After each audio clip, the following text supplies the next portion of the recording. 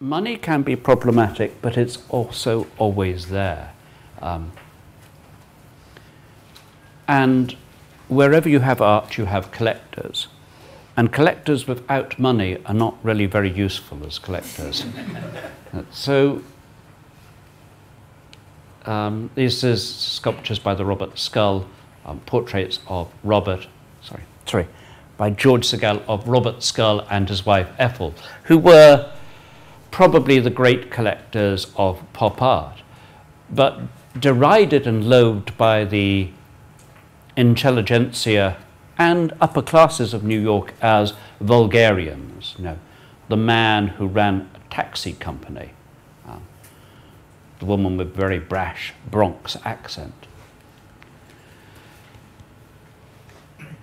And there's something strange which happens, is that art that's valuable becomes associated with institutions, and those institutions become associated with, if you like, authoritarian or right-wing causes. Which it's epitomized here by this 1970 event when a group of students, beards and long hair, staged a protest in the Museum of Modern Art. A Guernica by Picasso was then held in the Museum of Modern Art.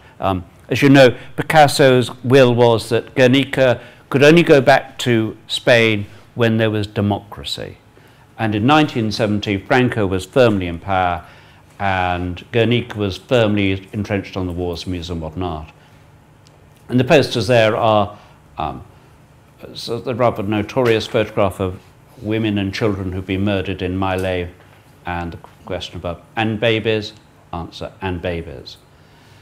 And the point as they're making is that this is now this icon of modernism, but at the time Picasso was making a protest against the fascist bombing of the Basque town Guernica, and that this was the contemporary equivalent, something that at that time the Museum of Modern Art in New York would definitely not have shown. The Museum of Modern Art, many of the trustees at that time had very serious business interests in the arms industry of America. So we have art that reacts against the notion of money by trying to move away from, if you like, the core of collecting, which is the object.